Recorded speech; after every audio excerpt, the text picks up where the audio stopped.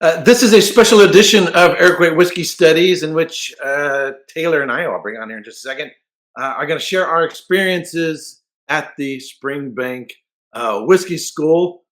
We had an excellent time. It was seriously a lot of work, but a great learning experience. You know, there's book knowledge and then there's practical knowledge. And as we continued to visit distilleries afterwards, a lot of what we learned at Springbank, we sort of would compare with other distilleries and what we were learning there. And but I'm still thinking through a lot of this stuff. So without further ado, I'm going to bring on Talor. Hey, how you doing, man? Hey, Erik, how are you? I have finally recovered. That's good. Yeah, it's been a long trip. That last couple of days getting back from Scotland was exciting, to say the least. You know, the funny thing is, I spent 6 months or more planning everything, and there's this build up to going to Scotland. You know, not everything goes according to plan, although everything went well. I didn't have any car accidents. Thank you. Good driving. Good job. And good navigating. For those who haven't been to Scotland, some areas of Scotland, particularly the western side, then you have just a narrow margin on the sides. So we first met up in Glasgow, and it was a little challenging because flights might not have made it, but we both made it to Glasgow. And the original plan was to take a ferry over to the Campbeltown Peninsula to go to Springbank School, but the plane was late. So we spent the night in Glasgow. Went to Bonaccord restaurant. You had haggis for the first time. I did. You had to announce me quickly.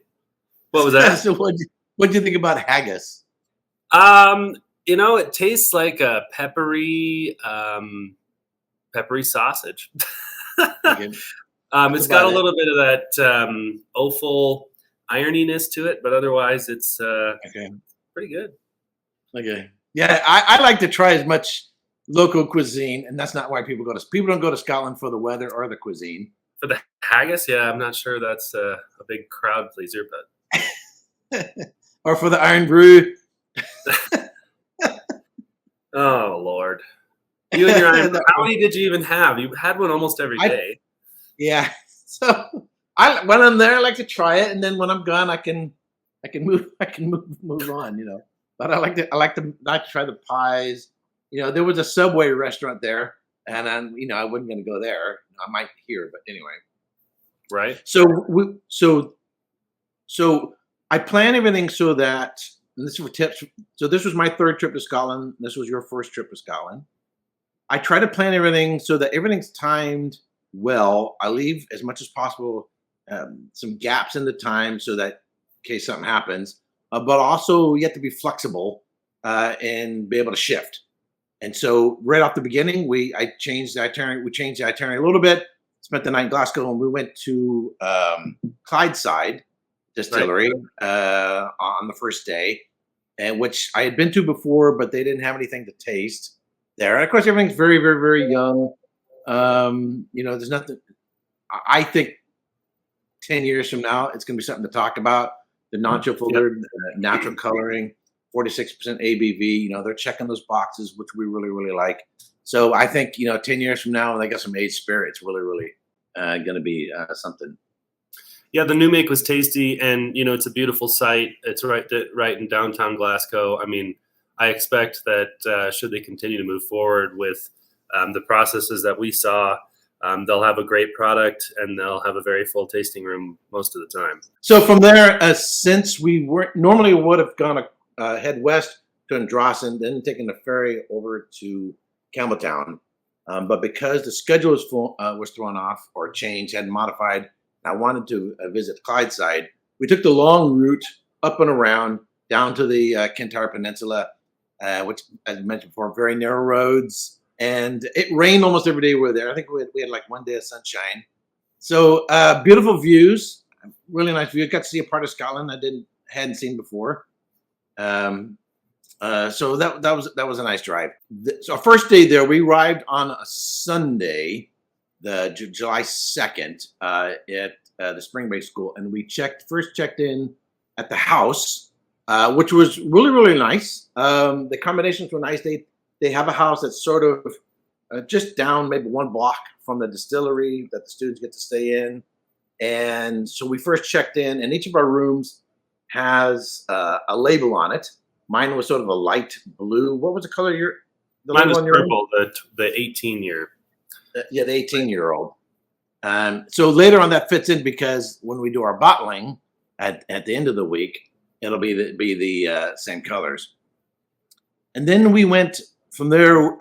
We met up with some of our fellow students there at the house, and I thought we had a really good team. I think we all got along really well. Agreed. We got there about, I don't know, 4:30, and by 5:30 we were in a restaurant together trying whiskey. So Right.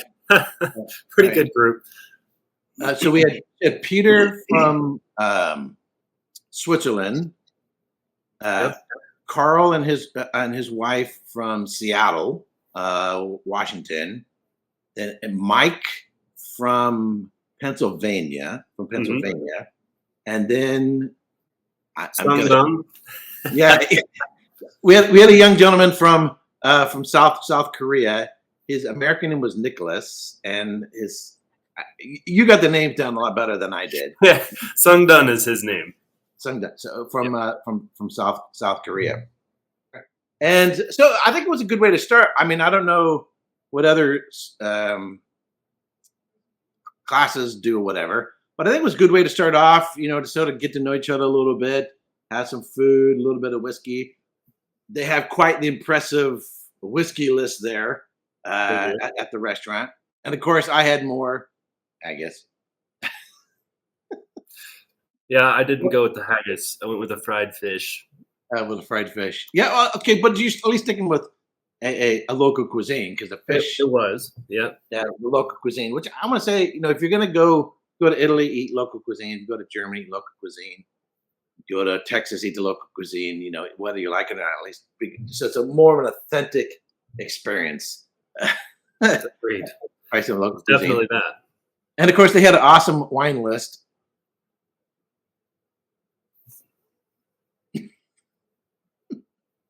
Not. There was a common theme in Scotland. Yeah, not very good wine lists. Oh yeah. Because we don't go to Scotland for the wines. There are places you can find nice wines. That shop we stopped in at Campbeltown. No, in Oban. In Oban had a impressive wine list, and the Hotel du Vin in Glasgow has an impressive wine cellar. But anyway. So I thought that was really cool, and we clicked really well, worked really well together, and I think it showed. I think Gavin appreciated it, and we'll get that in a little bit, and that we had sort of a special reward that doesn't often go out to other classes. So that being said, so for those who are watching. So I signed up. For this for in 2018, and it was actually Daniel Whittington and I were going to do this together. Daniel couldn't make it because he had summer obligations or summertime with his kids. So then I invited you to come along. Thank you very much for coming along. It's nice to share the experience rather than just. I'm fine doing things on my own, but to share the experience and bring some along. So that was great. But the waiting list, they no longer are taking applications, and it's 7 years for those who are on the list. There's a 7-year wait. So this was a very unique experience. I feel a privilege to be able to go through this because, like I said before, there's book knowledge and then there's practical knowledge. And where are you going to get that kind of hands-on practical knowledge? Because distilleries generally don't do this kind of thing, and do it old school and do it really old school. I'm just blessed by it. So I thought it was awesome. Agreed. Yeah, that was a great experience, and I'm obviously very flattered that you had me come along. I've tried to pull my weight, but as they say, a living museum. That was really, I think that was the running theme throughout the week, was to see a distillery that was operating with barley coming in and whiskey coming out, and certainly nothing else like that in Scotland. So, for those who don't know, just how Talor truly pulled his weight is because this did not. I couldn't last trip with the navigation system, but I got a new phone and I couldn't get it to work. And the nav system on the car was barely passable. It was a bit of a challenge, and trying to understand at the roundabout, take the second exit, turn right, turn right. What? So Talor was our navigation system interpreter to tell me where to get off on a freaking roundabout, some of which aren't very round. Yeah, well, that's an understatement. Quite the roads in Scotland, but you did successfully get us everywhere without injury. Yes, we made it to Campbeltown in one piece, and without a scratch. at the end. I paid full insurance just in case.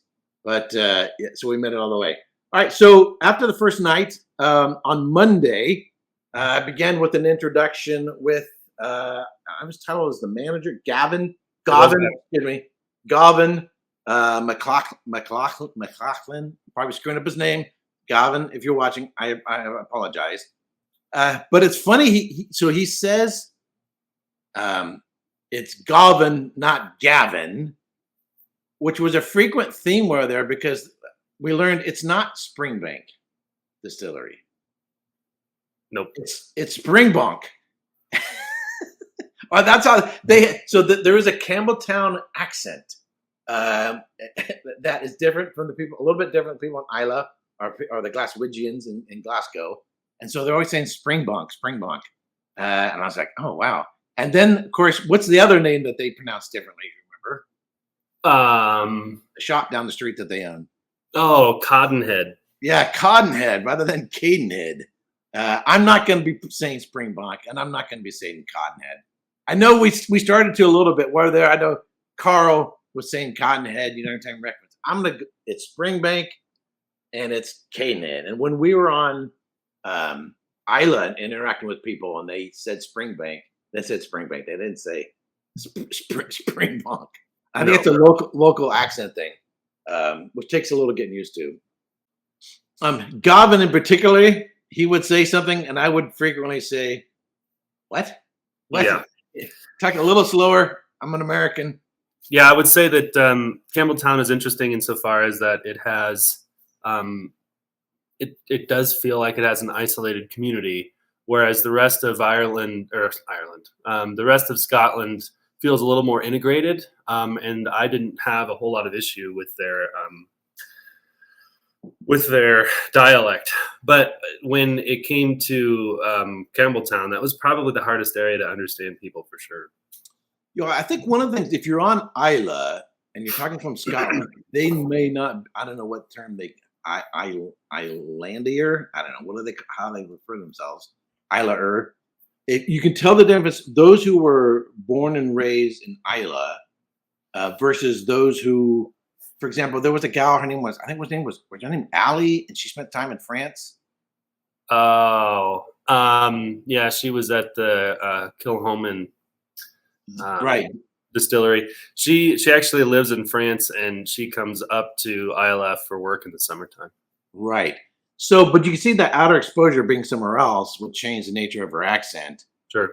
As well as others who might be from somewhere else in Scotland. But if you talk to people, there was one lady at the hotel. We stayed at the Port Charlotte. And I'm going off talking about a different distillery, a different place. But she had, I think, a distinctive Islay accent at Port Charlotte. So the first day we meet up with Gavin. He gives us an overall tour of the distillery, and then we started off with probably, for me, with the most difficult work there, That is laying of the malt floor. And so when you think of a school, you go, okay, a classroom with desks, maybe an old chalkboard or a whiteboard and overheads. There's no instruction in that school sense. It No. is learning by doing. Although we were given this when we arrived. Mhm. This is our booklet, and this is what we use for the test at the end of it. And there's stuff in here that I really like. I'm going to use in future videos when I do some series on production. But for those who are interested, you do get a little booklet. It is, Like 20 pages. yeah, it's over 30 pages. I read through it twice while we were there, and we'll get to the test later on. So it's really a hands-on learning, and the ability to constantly ask a lot of questions. So probably for me, the most rigorous part actually wasn't the malt floor; it was the barrel part. What about for you? What was you think is the most rigorous part for you? The days that I got up early to help them with the malting floors were more rigorous because there were fewer of us, and then Peter and I were trying to work hard and make sure that we kept up with them. So those mornings were probably the hardest for sure. But one of the things, so we just do it for a day or two, malting floor. Those guys, I mean, 5, 6, 7 days a week, how many days a week they're working. But one of the things I come away with, and of course, they're not as out of shape or as old as I am. But if nothing else, not only do you learn something about production and the old school way of doing things, is you come away with a great appreciation for the work that these people put into. And it's not that has to be done this way. This is the Mitchell family has chosen to do things this way because they're preserving a legacy of like you said before, and someone said there before, was that this is not just a distillery, it's a Scotch whiskey museum, and they're preserving something, because I think a lot of Campbeltown is a distillery ghost town. Absolutely. And to give more context on the malting floors, we walked in that first day after we'd had our 40-minute tour, and then they're like, okay, you see this 13 tons of barley? Here you go. Spread that out. They handed us wheelbarrows and shovels, and away we went. And everybody was kind of like, I don't know what to do, but we're going to do it. And to follow up with you on that, it gives a great appreciation for the sweat equity that goes into Springbank whiskey. We tried a great number of whiskeys, and Springbank isn't the be all end all. They're great, but they're not the only good whiskey out there. But it does show that they put in the hours. There's definitely hours in that whiskey. And one of the interesting things I found quite surprising is, okay, if I was 20 years younger and 40 pounds lighter, I could see myself going, yeah, I'm going to go work at Springbank Distillery because I'm a Scotch whiskey enthusiast. And, this is awesome. I mean, so I did an internship with 3 wineries. I've done harvest, I've done crush, I've done barrel racking, filtering, all the production processes at a winery. And I've worked 6 months on the floor as a som, but just on the weekends. Is when you start interacting with a lot of people who work in there, really young people, is how many of them don't even drink whiskey? They don't drink beer. They don't drink wine. And so you gotta go internally as a whiskey enthusiast. My driving force for doing the work would be, yes, I'm totally into this because I'm such a fan of whiskey. Whereas to them, they're locals, and whatever reason they chose to work there. But they don't, and they do it enthusiastically, and they're happy that we're there to help out, and they're happy to share and stuff like that. I found it interesting that a lot of them aren't even whiskey drinkers, and yet here they are part of this old world culture, and working there. Yeah, and it took the better part of 2 or 3 days throughout our interactions with everybody to really start to get the full picture of who does what. And I mean, there's probably 30 personnel on site. it's 3 shifts. You've got a 6 a.m. to noon to 2. Then there's a 2 to 10 o'clock, and then a 10 p.m. to 6 a.m. So they do 3 shifts, like the old oil field, actually, but that's just a little quip. And once we finally started interacting with 2 or 3 of those crews and getting engaged with everybody, probably 50% don't drink, and I would say at least 70 or 80% don't drink whiskey. And that was surprising. We all kind of talked about that. I remember probably by Wednesday, we were all talking about who we had talked to and what they had liked or didn't like, because one of our common questions was, well, which Springbank is your favorite, or which whiskey do you like? Most of them are beer drinkers. And I think that's also kind of a generational difference. As we know from doing some of our studying, Scotland has a long history with whiskey use. Or drinking. And, I think we might be seeing a shift from the generations that are coming in now that are not as engaged with the whiskey environment, either because that's what their parents drink, like what we're seeing with Japan or France, where they're kind of flopping away from what their parents drink. Or it's a push away from some of the unhealthy uses of whiskey, certainly in those cold and especially in the wintertime, dark environments. So I don't know. It's all hypothetical and certainly speculation, but it was very surprising to see so few drinkers in the community. And I would say, as a whole, Springbank hires very sober individuals. I mean, nobody was really imbibing at any point, but yeah. But I think one other thing is, for my own, I didn't get into wine until I was 30, and I didn't get into whiskey till I was 50. So it could also be a very late thing, to where, at some point in time, they come across something, just as I transition, heavy metal. I still listen to heavy metal when I was in high school, but then in my late 20s, started getting into classical, opera, and jazz, and you start to have this progression of what you like in music. You could also go through a progression in what you like in beverages of choice. So we laid the malt floor, which is probably it's the only distillery that does 100% of their own malt. But as you mentioned earlier, Kiln has a malt floor, but they only do somewhere around 20%. Yeah, 15 to 20. I'm sure it fluctuates, but Highland Park as well, about 20%. And so it's the only distillery that does 100%. All the others are just providing. Of course, Bowmore as well has a malt floor, and Lefroy has a malt floor. So very, very few. There's only like 8 of them, if I recall correctly, but they're the only ones that do 100% of their own malting. And they use wheel, barrel, and shovel, where some of the other ones, with Kiln, they use a barley chariot, which is basically a large bucket and then huge wheels on the side. And you can kind of tilt the bucket part, fill it up, brighten it up, and then you can kind of roll the big wheeled chariot, which may be a bit of a hassle to get one up on the malt floor. And the poles. There's these poles on the malt floor that you don't see at other malt floors, and they're all colored according to the different bottling. So for those who know, so you provided clothes, some clothes. You have to bring your own steel-toed shoes or boots, and your own jeans, underwear, socks.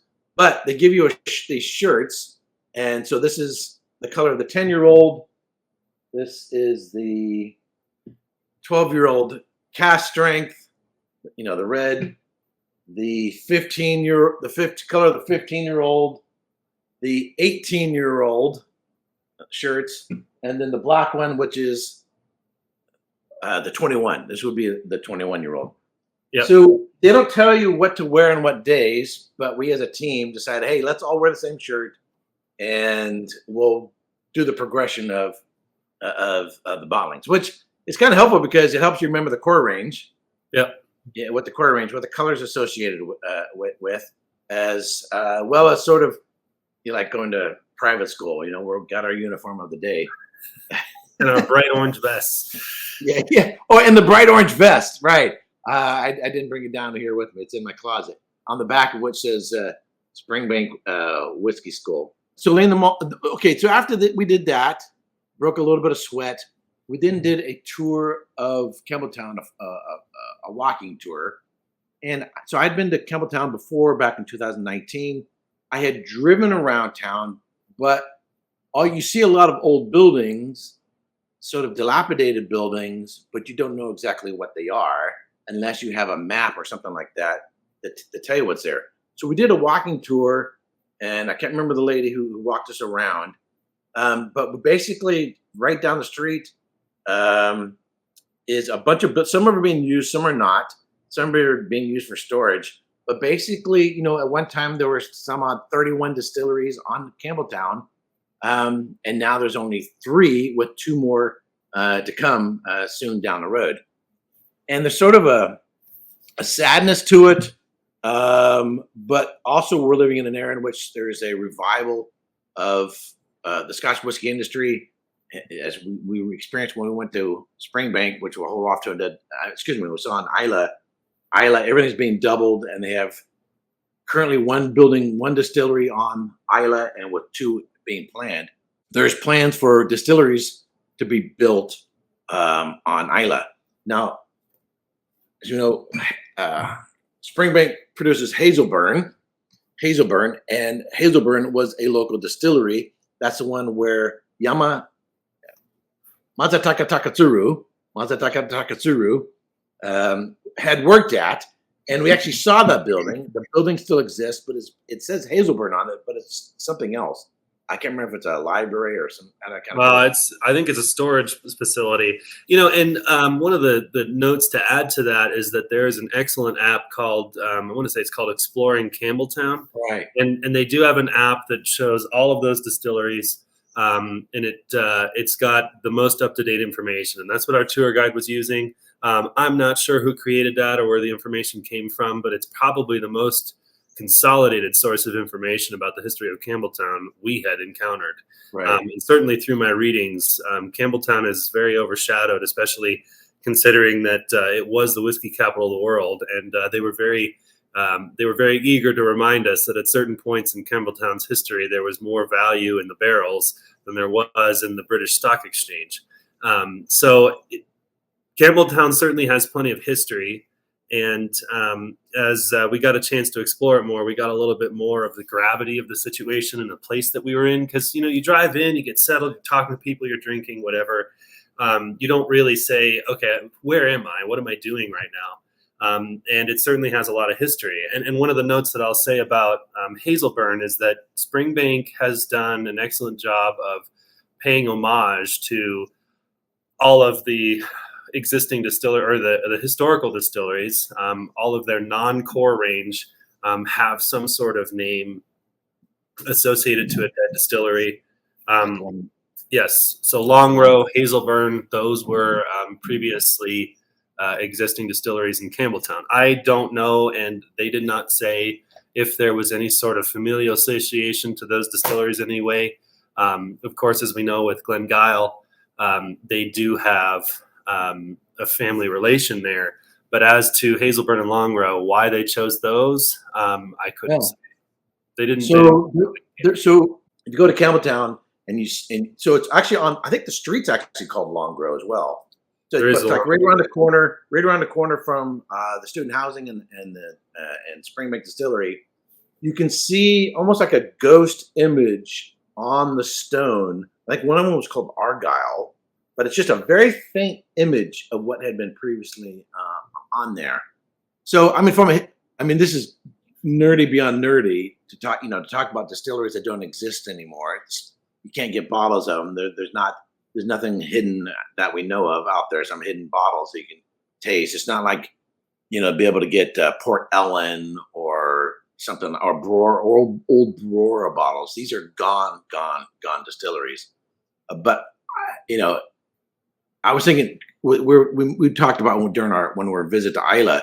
If I was going to invest and try to build a distillery, we talked this before. Again, we're sort of getting off topic, but Isla is going to be challenged with the infrastructure to support the new distilleries, they don't have the manpower, they don't have the housing, they don't have the hospitals, they Or don't the have, infrastructure as far as actually getting onto the island itself. yeah, and the ferries. We left our heads scratching, or at least I did scratching, going, okay, how are they going to pull this one off? But Campbeltown, it's at least by road that's this wide.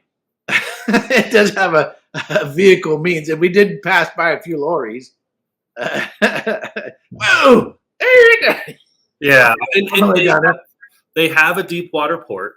Right. It could be used for transport. It's more accessible and less dangerous than the trip to Isla because of the rocks and the structure of the island. Right. So I would comfortably predict that as distillation investment continues, if we see a steady trend over the next 20 years, I would expect Campbeltown to get a lot of love. They have the infrastructure, they have a larger population than the island of Isla. And they're closer to the mainland with access to roads. That's going to be a big one. And I noticed, so even from since the last time that I was there in 2019, it seemed a lot more touristy in terms of foot traffic, people, restaurants, shops, and stuff like that. It seemed a lot more lively. Of course, it's based on my memory experience. It seemed a lot more lively than it was just a short time ago. So high hopes for Campbeltown. And so I know one of the distilleries that's going to be called, I think it was Witchburn, is one of the new distilleries. But I don't remember the other two. So anyway, so first day we made Gavin, we laid the malt floor, we did a tour of the Ghost Town distilleries, and then we did some mash and distillation. Although I did more of that the rest of the week.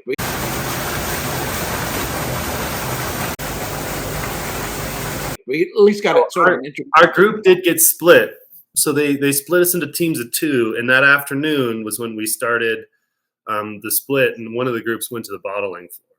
Oh, okay. Okay. So there's 6 of us students. Did you and I stay on the same team, Stefano? Or we did. Okay. So some might have done something else, but you and I, we were on the same on the same team. Yeah. Throughout. So then so day 1 we're wearing orange, and we go into day 2, and they said viewing of the steep. So Talor, what's a steep? A steep is it's a process of steeping, but the steep is its structure itself, a steel container with grating on the bottom, various different structures throughout the industry. That's used to start the hydration of the barley itself. So they fill that at Springbank in particular. They fill that with 10 to 13 tons of grain, and then they fill it up with water. And they do a 3 steep cycle over about 48 hours in order to get that grain hydrated to 46%. And that's when then gets drained, and the physical work of emptying those, which we did Thursday morning, and putting them out on the floor. So with Springbank, there's two primary malting floors, and the steeping is all done on top, and the lorries bring their trucks up the backside and they load everything on that end with conveyors. So the steeping for each run is for one floor. So they'll steep the upstairs and do that. And then when they're ready for the bottom floor, they just open the hatch. Well, Thursdays is when they have to literally shovel it over the top of the steeping bins onto the top floor. So there's that was by far the hardest day for me. But that's what steeping is. So the steep sort of looks like a water trough. Like imagine the trough that you would feed cows or sheep on, but extra big, but really, really, really, really, really big. So you went in early. I know we're getting ahead in terms of the schedule. So you went on Thursday. You went in early. Track. Did you actually climb in? I don't know if you climb in and do this. Yep. So in terms of viewing the steep, basically it had already been loaded with water, and we're mostly talking about the process, which you great job on describing there, and basically we're hosing it down to see it. And the water sort of turns like this root beer brown color. Yep. And then it's shoveled out, and then later on going to be spread out onto the floor. So then cask filling with the production team, which for me, you wouldn't think so. For me, it was the most physically difficult, and I think it's because, shoveling like this, okay, fine, maybe your back, your shoulder, but it's this odd leaning over a cask and pushing on it like that. For me, it just seemed a little more challenging. I think it had to do with blood flow coming out of my brain or whatever like that. But it was a lot of fun. So it starts off. There's a little room, and then within that room there's a smaller room. And Gavin, he has a measurement there to know how much is going to each cask. Yeah, they've got a flow or a volume meter, and then so as we had the barrels, they put the little nozzle in, and when it filled up to the top, he had a little screen that said, "Okay, this is how many liters we put into that barrel." And then we had to mark it with chalk on the side, and it actually got stenciled on. We did all of this, which was quite fun. It was physically challenging, but to get to see that part of the process, it's just, at least in my experience, it's not something that you get to see a whole lot of. Right. The new make is in the intermediate spirit receiver, as they call it. The intermediate spirit receiver, and we're watching it get pumped into barrels. And they hand you a brush and they hand you some paint and they say, "Okay, here's the stencil. Put this number on it when we tell you to." And you're looking around like, what? Okay. I mean, Springbank is not afraid to put you right into the thick of it. And that, Right. I absolutely love that, because I'm not a guy that likes to stand on the side. So for them to I was like, can I do that? And they're like, "Yeah, take it," and you start stenciling something. And, we end up stenciling things wrong, and they have to fix it or sand stuff off. We did. I did. Well, I'm taking one for the team. I made a mistake every once in a while. Oh, did you? Oh, okay. But I put a 4 instead of a 1, and so he's like wiping off part of the 4 to make it look like a 1. But from a legal perspective, they obviously have to have that marked on there. And then for their records, having the volume of the spirit then gives them an idea of alcohol level, as well as, okay, what are we losing in evaporation every year? Right. They do get periodically spot checked throughout their warehouses. So getting to see, for the first half hour, I didn't even know what we were doing or why. But I was marking it when they told me to. Right. And I think that's the unique aspect of the Springbank experience is you're going to do every part. There's nothing that I can say, oh, I would have liked to have seen this. The exception being maybe I'm spacing on his name now, but we didn't do the actual turning of knobs or anything on the spirit safe. That's true. But you get as close as you want. So just sort of back up a little bit. So there's a room, filling station where you put gas in your car.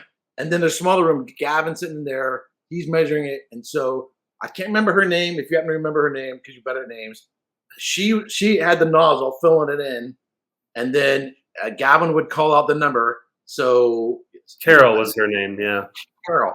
So standard, bourbon cask, give or take 200. So he might yell out 192, 197, however we got in there, 220, something like that. One time he yelled out, and I'm just listening. I'm not thinking. I'm just, so he yells out, he goes 500. So I write on there 500.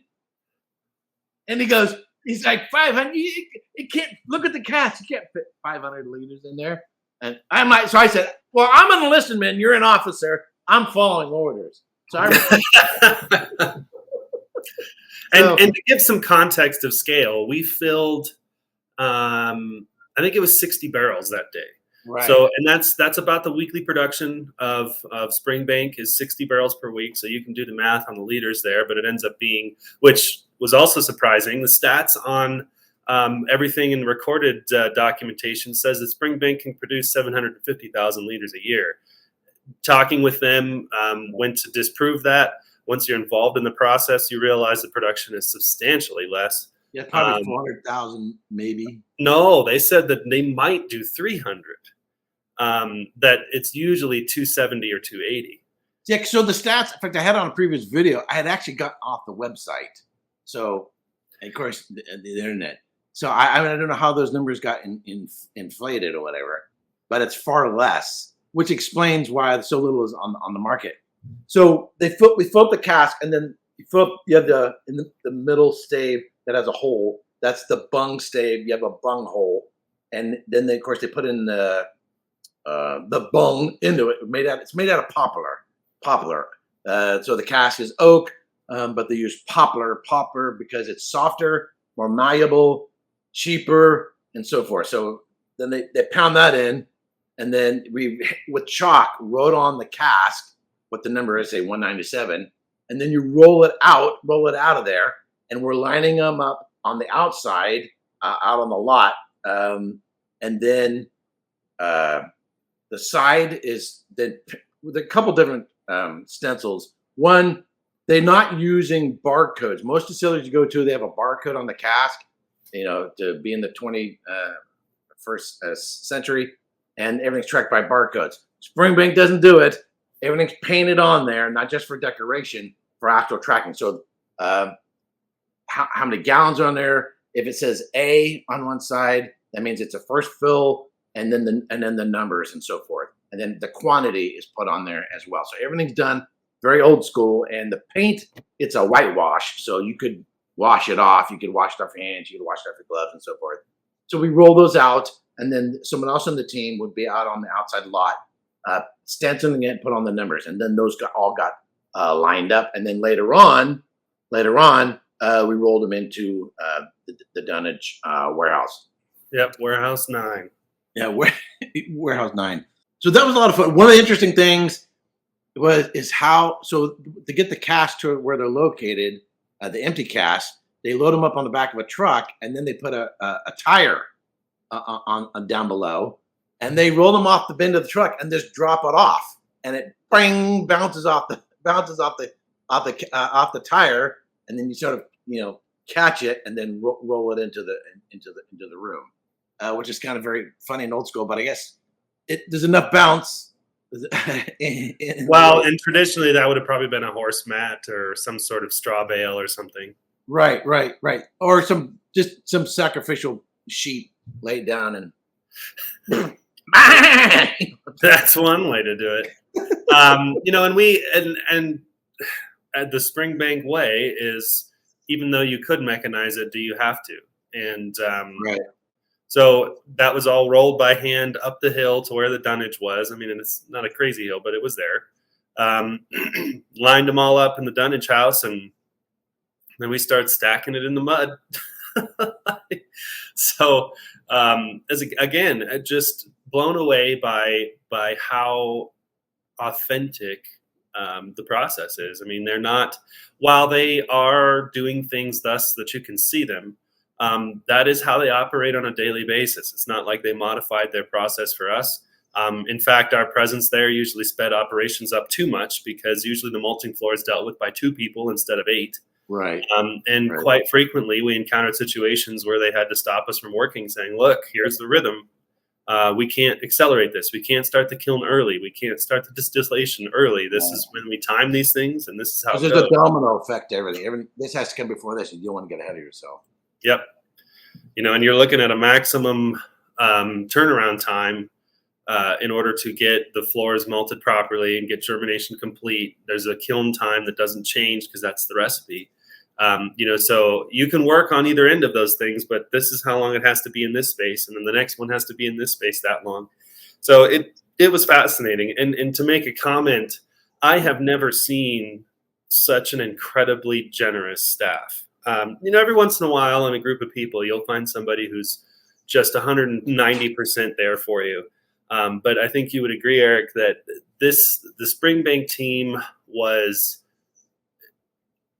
it was almost like they were on drugs. They were so excited to see us. I mean, they were just so excited. They're very hospitable. What was that? They're very hospitable. I've never seen anything like it. In all of my years in the service industry, working in the oil industry, in particular, I'm working in an industrial environment. I can't imagine trying to find 2 people that do what they do every day, and they've got 30 of them, all of them thrilled to death to see us. Just in a particular, I want to say his name was Mike. No, David. David just could not stop talking to us about, hey, come look at this, and this is how we do this, and it was like, man, yeah.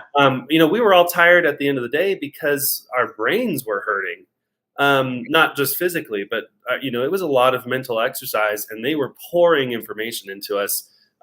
There was nothing they wouldn't show us. There was nothing they wouldn't let us do. And to see a team of people so excited to work with us and to engage and to explain what they were doing, my hat is off to Springbank. Their education or training program or the culture associated to their business is the most friendly thing I've seen in my entire life. And even down to the minutia of how they're keeping track of everything, with a pencil, a ruler, and a book, and they're drawing a line across and then writing in the information for that particular step in the process. And so the next person who comes along, knows what was done before them. Now, the great thing ultimately for that day is we got to do a warehouse tasting. And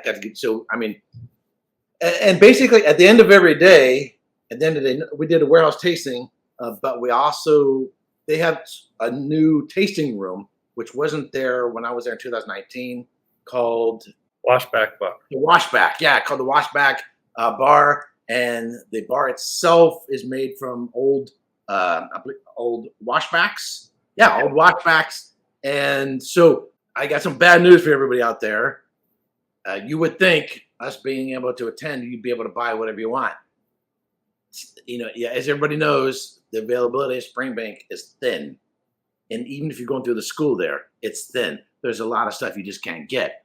But if you go to the Washback Bar, which we frequently did after work and hung out there, is you could taste them. And the prices, and if you ever go to any whiskey bar here in the United States, were unbelievably reasonable and available. So I got to taste. I have the 10 and 15 here, but I got to taste the 12 and 18 and a whole lot of other whiskeys. So then every day we did a warehouse tasting, which I really, really enjoyed. But then we also got to hang out at the Washback Bar and tasting there. Any comments or thoughts about terms of like the warehouse tasting? Oh, for me, yeah. We were trying on average 15 or 20 whiskeys a day.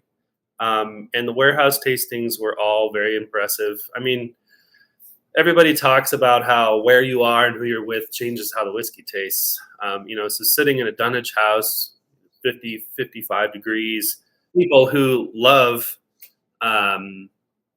whiskey, and with a staff that's just excited to show it to you, that makes for a special experience. And that first day we were exploring, or that second day that we did tastings, I want to say that was their Kiln stuff. And we got to try, I think it was a 32-year-old Springbank. There was a 25 or 30-year-old Kiln. They had an old long row in there. Yeah, that's because they had one of each of their core lines. Right. And that was amazing, and quite frankly, they're showing us those things too because those barrels can't be used for other reasons. And it's set aside particularly for those tastings. And Springbank offers that particular warehouse tasting, I think. And it's cool to see, and this is an experience we had with the rest of the distilleries that we did tastings at. It is nice to see that there is kind of a terminal life for a Scotch. It doesn't just keep getting better over time. Right. It just changes. And especially amongst our group of 6 throughout the course,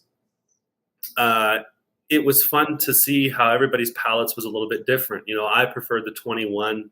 Carl preferred the 18. Peter prefers. I prefer the 12 cask strength. Right. Peter prefers Isla, and Sungdun will drink it as long as it's 100% sherry cask. So it was an engaging experience, and to see, okay, here's what happens as it tails off. It's very much like trying a wine that's over the hill. And that's not to say that they were bad whiskeys. It was just, you could tell that they were getting tired. You could tell that they were older. You could see the profiles flattening and getting a little bit thin. And that was educational, deeply educational to see, because when we're in the regular consumer market, and even from a professional standpoint, you're not getting the tailings of a spirit. You're not seeing okay, here's what new make tastes like, which we didn't mention, but during the bottling, they just let us stick our Oh yeah, hand that's right. in, during the barreling, I should say, they let us stick our hands in the new make and take a sip. And I got to say, that was a wild experience. Their new make is beautiful by itself. But going back to the tasting, to see in the same day the beginning of the spirit and the end of the spirit is just a special experience. Like having it come right out of the spirit still, and then tasting it essentially in the vat that it came from, and then you've tasted it after 30 years or 35 years, and going, okay, so there's the life cycle. And then you go to the washback bar and you can taste any part of the core in between. To see the evolution of that spirit is truly special. Speaking of the spirit, so I remember, I mean, I've tasted new makes before. Very few of them ever make a huge impression on me to where I'm thinking back on them later on, other than, okay, now I can gauge my brain to sort of determine how old a whiskey is. But typically, a new make is going to have sharp edges to it, and it's got green notes and that kind of stuff. That one didn't. It didn't have those. You're like, holy cow. I mean, whatever the strength was, 63.5 or whatever it was at, it didn't have harshness to it, which I sort of, so I've been to over 40 distilleries and seen the most modern. This is an old school distillery, if we've mentioned before, and there's some things you kind of scratch my head, go, wow, this is like really, really, really, really, really. I mean, I would say it's exactly OSHA compliant in some ways, and you kind of going, they're doing things old school, not because they have to, but because they want to, and they're not losing anything in terms of quality. And to be able to taste that spirit, you got to go, and there's so many little things. Look at this. I mean, jumping ahead, look at the stills and the condition they're in, and they're sort of being challenged. They're going to have to replace one or major repairs to one because they're just getting old. A lot of things are getting old, and that's getting old, and this is getting old, and everything's getting old, and it's sort of ancient. We talked about being a museum. It's a relic. A lot of things have gone into the relic, but the proof is in the pudding. It's in the spirit, and you taste it, and you're just like, wow. If it's that good starting off, as long as they've got good casks, then you're going to have something absolutely special here. So it was really, really, really, really, really cool. Yeah, I would describe the new make as I recall. It had a bit of that cereal malty profile. The core Springbank, which is what we were running, we weren't there for a long row or hazelburn. But the Springbank, which is 2.5 times distilled, and what that really means is that they take some of the low wines from the wash still, instead of running them through a second run, they just take them directly to the second spirit still. So they're always incorporating a little bit of less refined product, which I think adds some depth and some character to the spirit. But very clearly, the new make, I would describe it as there was a bit of a cereal profile. There was a salty sweetness on the finish. And then it definitely, with the Springbank having 6 hours of peat right at the beginning of the kilning process, you do taste that new make peat profile, but it was already mellowed. It was very much like what an 8 or a 10-year-old Scotch from somewhere else, like say Islay, might be like. Right. And it was polished. It was fresh. That was no grassy notes. It really was this gentle, non-alcoholic beverage. It was wonderful. Right. Yeah. It wasn't harsh. No. I expect to have a little recoil from a new, recoil from a new make, and it wasn't like that. Really, really, really amazing stuff. So on Wednesday, went from the malt floor to the kiln again.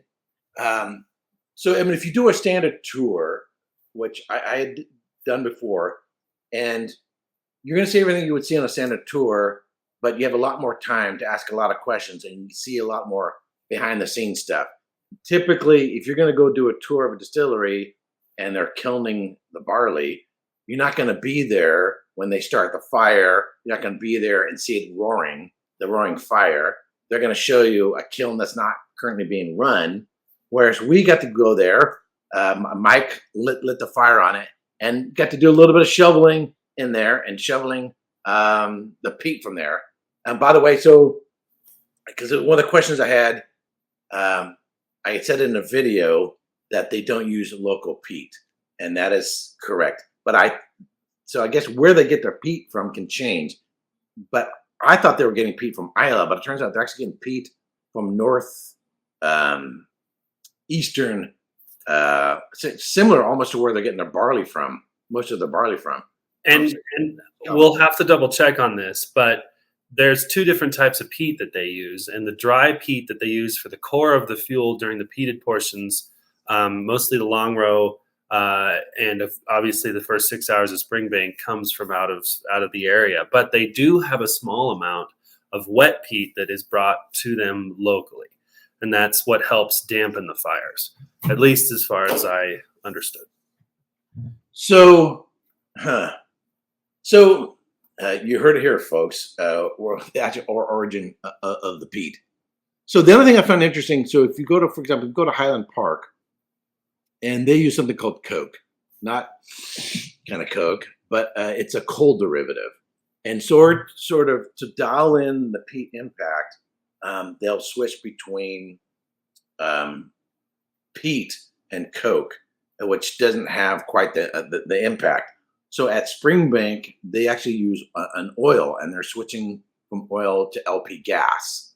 So as one way, they'll go between peat and then using an oil, or now switching to an LP gas. And they were switching next week, so we saw the last week of oil. Okay, right, because we saw the pipelines in there. You saw where it's marked. It says LP gas, and their wash. So they have 3 stills, which we'll get into later. The first wash still is run on a direct fire, but using LP gas, whereas the other ones have coal. But we'll get that in a second. So on going into Thursday, and excuse me. So back on Wednesday, we did the malt floor to the kiln. We got to see that and observe that. Then we went to go back onto the malting floor. So sort of the second stage, whereas previously we had spread out the malt on the floor and then got evened out. Now we need to move the barley. So the barley, it's had, the little sprouts have come up. It's now becomes green malt as the starch is starting to be converted by enzymes, amylase within the barley. And then in order to keep everything from sticking together, you get those little shoots coming out. It's all laid out on the floor. Keep them from getting tangled. It needs to we use a grubber, which is sort of a 3-pronged or 3 or 4-pronged, almost like an upside down rake, kind of like. And you drag that across to sort of break it up, get it off the floor, and then we would later use the turner. Tina would use the turner, which is almost like, it reminds me of very old school lawnmowers. Yep. Old school lawnmowers, and that would really get it up off the floor. And every once in a while there'd be a rock somewhere, and a rock would shoot out of there. So that was the next step of theirs, is going back to the malt floor. For me, that wasn't as physically rigorous as the previous experience on the floor or the barrels on that. No, and that we didn't get to do a whole lot of the grubbing and the turning. Most of that was, frankly, kind of a photo op. We did get to pull those and move them around a little bit, but for the most part, we were just shown why they were run and what their time frame was.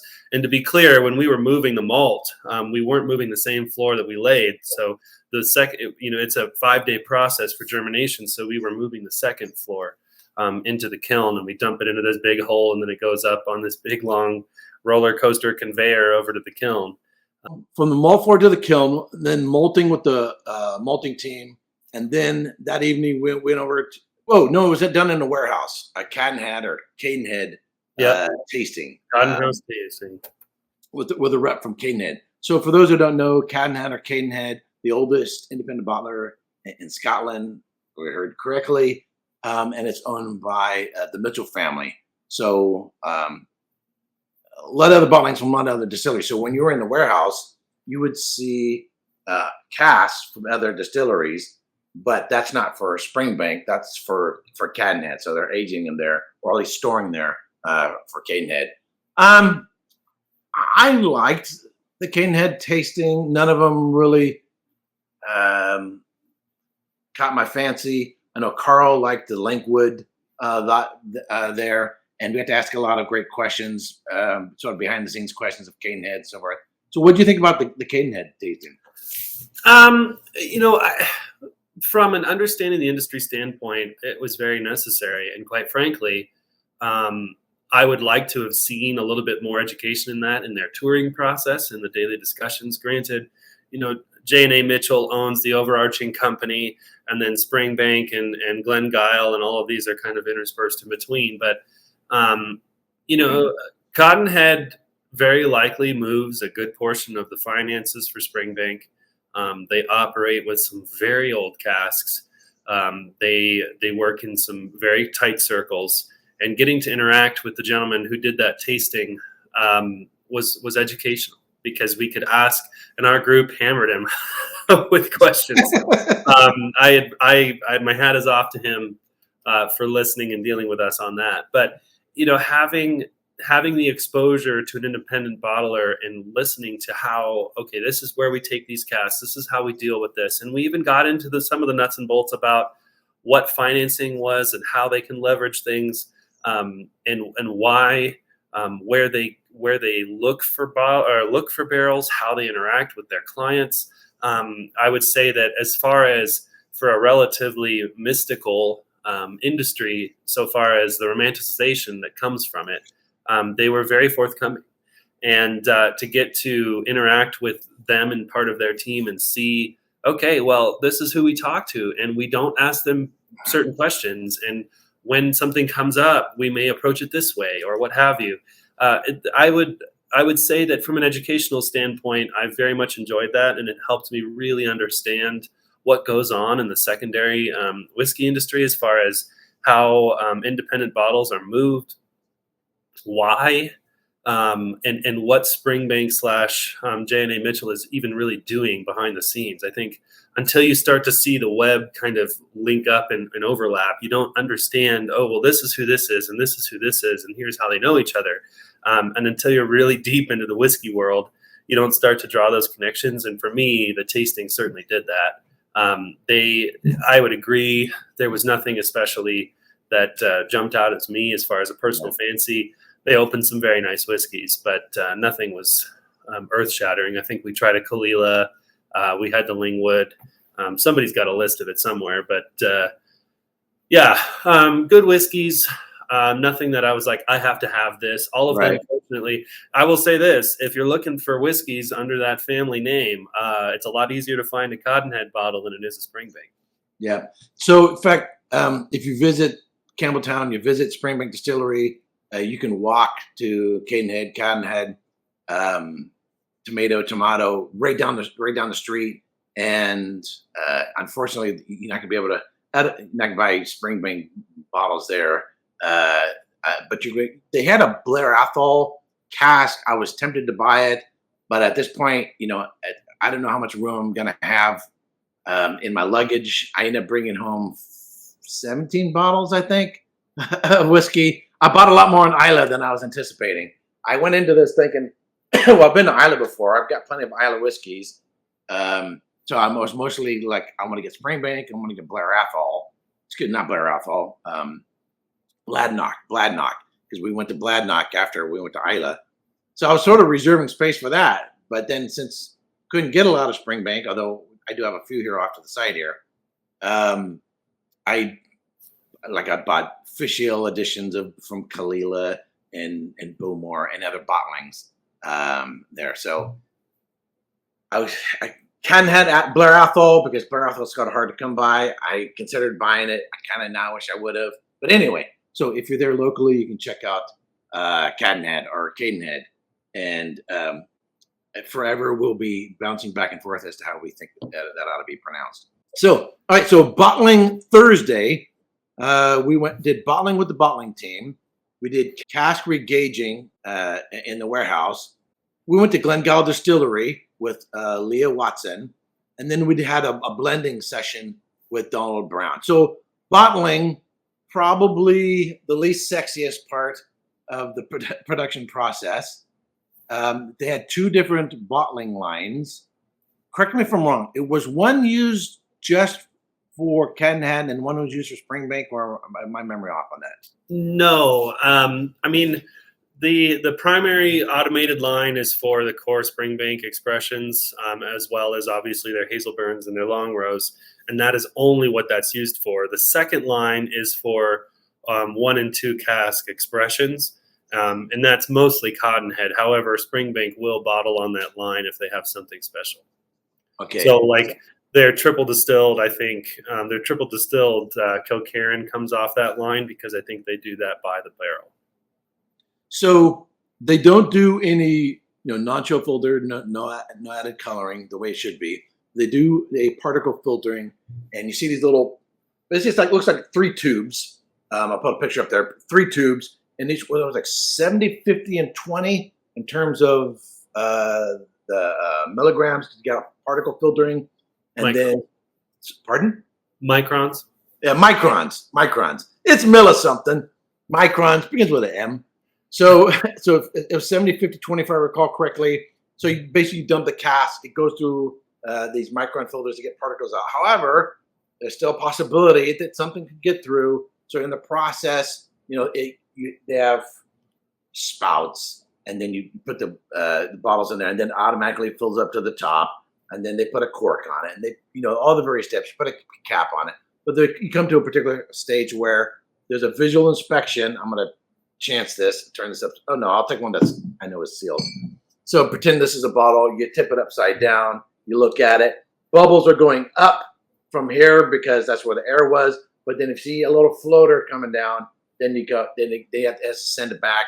They reopen back up and then put it back through the process. And then from there, they have a laser scanner. It goes through. It puts a scan code on it, which is somewhat difficult to read. And then the labeling, and then at the end, they put the cap on the cork, the cap, and then you put the UK stamp, which these don't have. There we go. Got to put the UK stamp on there, and then they go into a box. Not real sexy, not real fancy, but also not physically laborious. And by this time of the week, I'm recovering from earlier in the week, so I didn't mind. It's also a good time to sort of chat with the people who work in there, but also you have to kind of appreciate being the non-sexy part of production. That those who do that. Now, one thing we didn't really talk much about, and maybe it's a lack of, but we did cover. We didn't talk that much about distillation.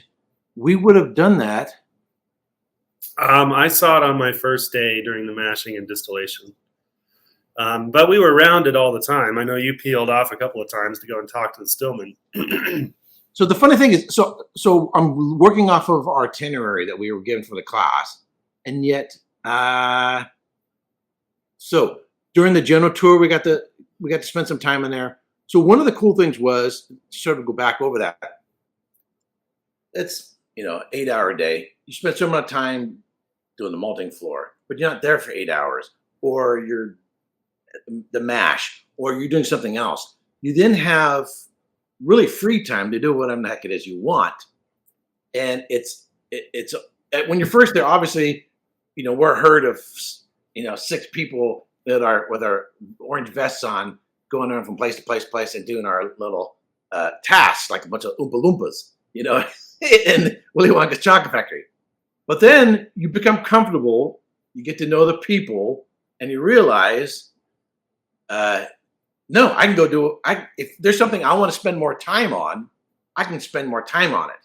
And so, like as you mentioned before, one of the most, I would say, curious parts I had was back in the still house. So one of the main lads that I spent time with, his name was Matthew, and he's a local there. He actually says he's a foreigner. He lives 21 miles away, so he's a foreigner outside of the area because he lives 21 miles. But I got to go back and pay attention to more detail. So I would go back in there, and then he was working on the books. He's writing some stuff, and so I wasn't interrupting him or anything like that. But I could still ask him more questions. And so I could go up on the platform, which if you're doing a tour, you're not gonna be able to do. Go up on the platform, go where the stills are, and then start going more in depth. We also, during the tour, we got to go behind that and see the worm tub. So they use shell and tube and worm tub, if I recall correctly.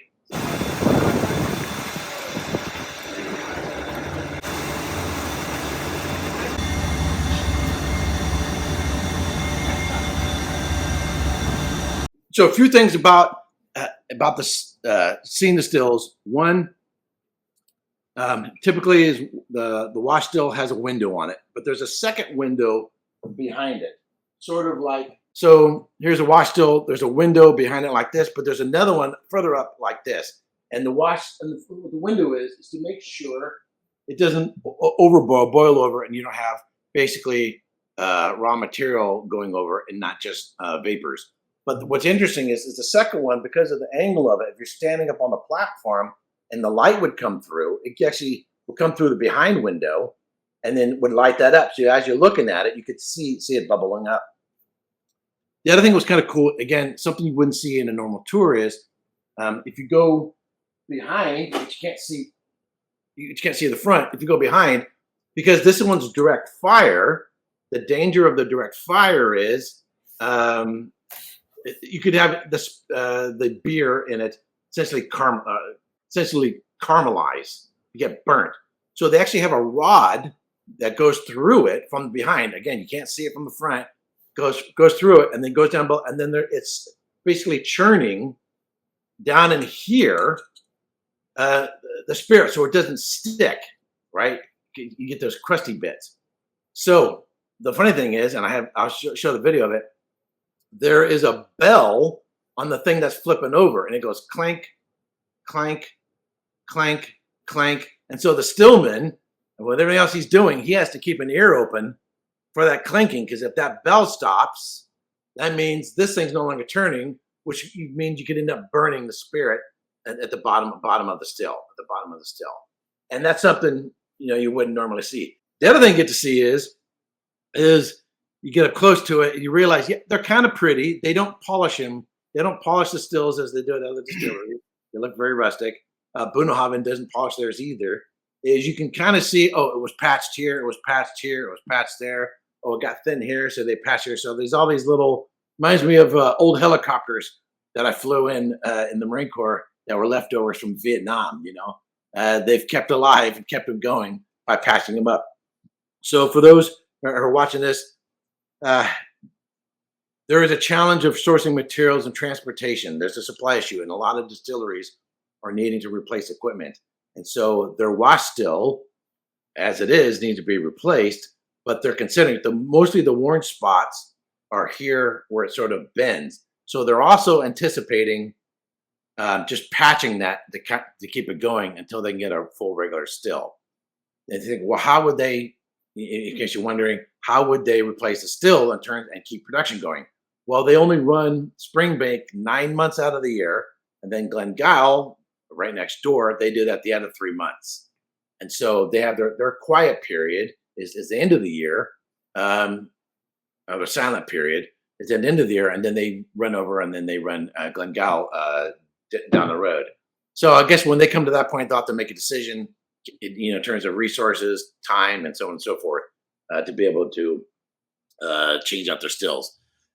So I think I'm most curious. Springbank is not only, in terms of the quality and doing old school, but they're making 3 different whiskeys in a sense. And so you have to sort of operate as if you're 3 different distilleries, but with the same equipment. As we know, you got Springbank. So we'll get into this bottle a little bit. You got the Hazelburn, and then you got the Longrow. And so depending on what you're going to do in terms of kilning, what you're going to do in terms of how much peat you're going to have, what you're going to do in terms of your distillation, is all going to change based on what particular whiskey you're making at that moment. And they have these signs up on the wall that describe the different processes there. So that was my favorite that I always wanted to go back to and to spend more time on, to ask more questions. During earlier, I think maybe sort of jumped over this, during the kilning, there, which the barley's put into like this sort of narrow square room, smoke's coming up through there, and you have to take the peat and sort of level it out. I was a little surprised they let us go in there, particularly without breathing mask. I stepped in there and then had to step back out because I'm sort of recovering asthmatic. But basically, you had it stacked up in there and then had to level it out on the floor so they'd get an even expression of the peat coming up through the floor and then peating the barley on that. Any comments or question or anything particular that you like to go look at or go back to? Or I was excited to see concerning, where they did the kilning. That was really nice to actually get to see the kiln space because it's pretty rare.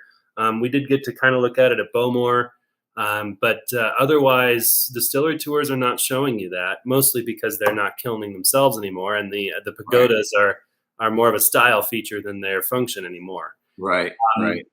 And ironically, Springbank doesn't even have a pagoda, so it might have. We don't need no freaking pagoda. We got a chimney. I know, right? It's the Springbank way.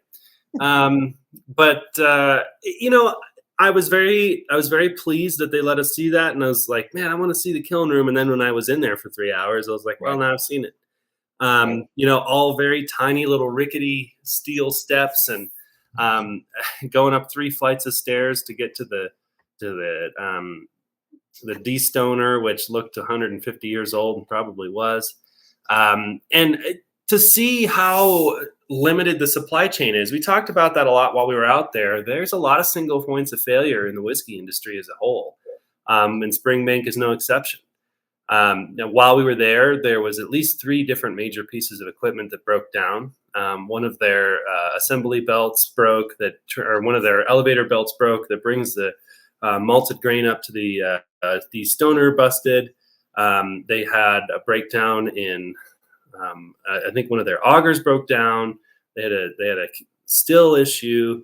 They're actively working on that structure. It's not just everything works all the time every day, and that the team, and what's probably not recognized by those that just do brief tours there, that every person in that team is cross-trained. Every person in that team has the authority to execute on behalf of the distillery. If something breaks, they don't call anyone. Whoever's on shift works on it. Well, they do call, hey, Gavin, something went wrong. And then but he doesn't, it's not, unless, he can show up, but he doesn't always. So they have incredible autonomy, and they talked about that as far as their enjoyment of working there, was that there's a lot of respect and responsibility given to the staff, and they execute it, or I should say they exercise it. So I was impressed to see all of that. And then surprised, as we started going through and looking at how many of their bins were empty or full, even sometimes clerical errors on little things. There's a lot of small details that you look at and go, wow, if somebody wiped off this chalkboard, they wouldn't have no idea. So seeing the single points of failure, we hadn't talked about it yet, but there's only one person in all of Scotland that services certain parts of that equipment, including the mill, the Bobby mill. Oh, no, they have a Porteous. But, most of the distilleries in Scotland that use mills on site are all serviced by one man. And I think we all were like, one guy. I'm thinking that's nuts. But then when you start to see all these distilleries and you see their you see the same signature on every single mill, you're like, oh my God, it is one guy. And then they're like, yeah, but he's teaching his sons. And I was like, well, you guys need to be like the president and the vice president and always on opposite ends of the country or something, Like, don't ever ride in the same car. But so seeing that was very cool, and getting to engage in parts of that distillery that you just never would see otherwise. So speaking of which, so in terms of like the milling, I mentioned they have the Porteous mill, and there's these 2 long belts. See on either side, and show the video and photos of that. And then the floor above that, you mentioned the destoner. So when the barley comes from the outside, there's peninsula rocks, material other than grain, mog in there somewhere, which hopefully you're gonna remove it out of there. The destoner is also made by Porteous, and it was made probably back when when I don't know, probably the 1870s. Yeah, when Christopher Columbus, sailed the ocean blue, that thing's just really, really, really old. And I remember we're in there with I think it was Daniel, and Daniel said, the thing has always been going, it's everywhere. I guess like one time he's in there, the only time it's ever like broken, he just happened to be there, and I think it was fairly new on the job. And he had to call Gavin to tell him this thing broke. So again, you're not going to see that on a tour. They're not going to drag everybody up above the Porteous mill to see the stoner. And this, in one sense, it's not that much to look at, other than the fact that the entire thing's made out of wood, got a bunch of belts in it, and it's just like old and rickety, and yet it's doing the job. We also get to see, again, something else you wouldn't see in a normal tour. There's those little like doors, kind of like elongated doors on the Porteous mill. And so there are times in which they flipped it open and you could see the machinery operating. So that's, again, something you wouldn't get to see on a normal tour. Again, it's another layer that you wouldn't normally see in a normal tour. Well, and to key in on that, I mean, when I was working on that portion with Daniel, the mashman, he's like, hey, pull this lever. Okay. I don't even know what I'm doing. I'm engaging the clutch for the mill, but watching them say, oh, okay, it's running a little slow today. Cool. I'm going to speed it up, or I'm going to slow it down. Like standing there as the mashman is physically adjusting the grinds and adjusting the feed augers and belts to get everything to flow at the right speed. I mean, it's a balancing act. But more importantly, to get to see him looking up and going, oh, okay, counting. And then he goes, okay, drop, boom, this is where I want it to hit. No, it's not fast enough. I'm going to go adjust this. You get a much more personalized experience. I think a lot of people, and then after seeing the other 15 distilleries that we went to over the next 10 days after the class, I think a lot is lost. You can say, here's the mill, and this is how we grind our stuff, and you can walk on by. And it looks cool because it's old and it's all cast iron. But until you see it run and you watch someone who runs it every day run it, you don't really appreciate how beautiful the equipment is, how smoothly it runs, and how efficient they are. I mean, these are belt-driven. Like the modern ones are slightly less so, but the one that we saw, big canvas or leather belts, and that was right. You felt like you were right back in the industrial age, just right in the thick of the time when there wasn't electricity.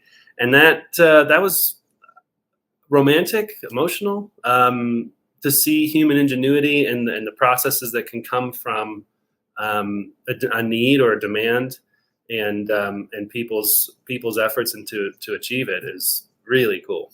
It's sort of like the difference between, I don't know if you ever go to car shows, but back in the 1980s, I took auto shop. I was working on cars from the 1950s and 60s. And so whereas back in the day, you could actually see the block, you can actually see the carburetor.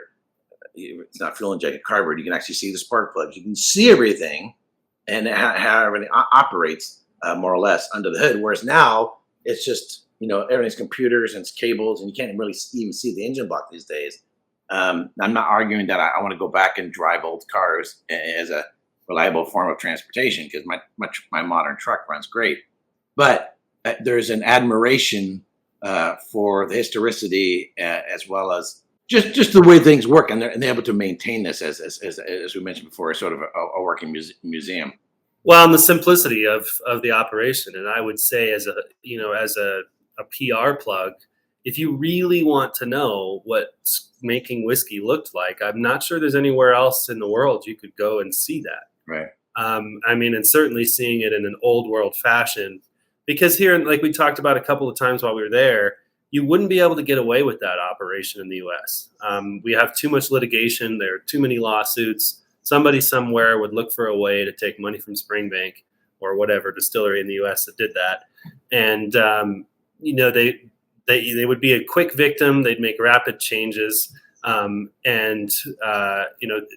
It's nice to see that old world mentality and a little bit of attachment to the nostalgia of the process, because if you're in Scotland, you need to see that distillery. You need to know what that looks like and take your time and really look and go, oh my God, these are big riveted big riveted bins, and there's an auger in there, all of which are over 100 years old. And that stuff has been working basically nonstop since then. Back in the day, and we hear the story all the time about Bobby Mills and how they didn't last very long as a company because they made perfect equipment that didn't break, essentially. And now they're making replica parts for it, which is wonderful. But as a developing whiskey enthusiast, to see that distillery and then go and see others after it that are much more mechanized, that are much less personal with their space. People talk about terroir and whiskey all the time, but until you see a place that's really doing it all in the same place, I think that's where the beauty comes in, and you can say, wow, this is a whiskey. This is an expression of art. So I thought it was interesting also is to hear that people from other distilleries in Scotland have come there and gone through the whiskey school. I don't remember the person's role, but someone from Highland Park came down and went through the whiskey school. I guess they didn't announce, "Hey, I'm from Highland Park," and they just while they were working there, going through the school. And so, I think if I was working at another distillery in Scotland, I would want to better understand the trade that I'm in. I'd want to go through the Springbank Whisky School. Very minimally do a tour or something like that, so that you understand the historicity of it. Hey, at some time, if our distillery was built in 1815, like Ardbeg, that hey, at some point in time, our distillery was run somewhat like this, somewhat like Springbank, to have a better appreciation of what you do at your own distillery. So we did. I'm going to kind of move on a little bit. On Thursday we did the bottling, and then we did a cask regauging in the warehouse. So long story short, we mentioned before, we got to taste, I was like a 31, 32-year-old Springbank. They weren't bottling. It was interesting to taste. It wasn't the most impressive whiskey. It, as mentioned before, it's sort of like almost like a wine that sort of past its prime. So they weren't bottling. The other challenge is not only, so a cask cannot fit the profile of a whiskey, so it remains on its own, and they can either bottle it as a separate cask, but the ABV can also start to reduce. To where if it drops below 40, they can't bottle it because it's no longer legally a whiskey. So we have to try that. So in the regauging, here's a cask. We're going to measure with a stick, very fancy instrument. We're going to go down into the cask. How much is still in there? And it could be a cask that belongs to somebody else, someone a privately owned cask, or one of their own casks. And then check the ABV. And of course, while we're regauging, we got to do a little bit of tasting on that, which I thought was kind of cool. Well, and to be clear to anybody watching, it is not possible to buy full casks of Springbank anymore. I think they stopped that in the early 2000s. The employees of the company can, which is an interesting kind of 401k process. What do they call it? They call it their cask purchasing scheme or something like that. Right. So the staff can essentially invest in a cask, and then they have a timeline, and they have to get vested, and it's a cool program. I think to see an industry lean into their own product and then offer kind of an internal stock purchasing program was wonderful. And from a standpoint of supporting the staff, I think that was really cool. So you can't buy casks of Springbank anymore unless you're buying them in the secondary market. But we did get to do the regauging, and to see that was very neat. Then the other two things we had to do on Thursday, we got to go do a tour of Glengall Distillery. It's just a quick walk next door. That was in its sign-up period. So probably not till September through December they start running Glengall. And even within the Mitchell family business, there's a contrast between, they didn't try to reduplicate Springbank. It's more modern. Everything is, with exception of the mill, everything's basically laid on the floor, so you can see, the mash tun, you can see the washback, and you can see the stills, basically all on one floor, from one end to the other. And things are done, are modernized. It's a little like Kilholman, honestly. Yeah, in a sense. And if someone ever visits Arran or Lag Distillery on the Isle of Arran, it's very similar to that.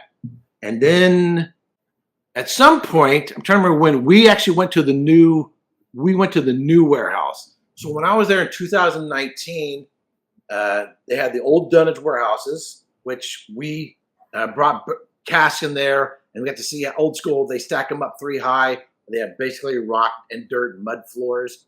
They stack them up 3 high, and you have to have them lined up because you want the bung on top, lined up in such a way that, you know, as it rolls, it ends up with the bung on top. So we did that, and then they just put like kind of like a 2x4 across the top, and they stack them on top of that.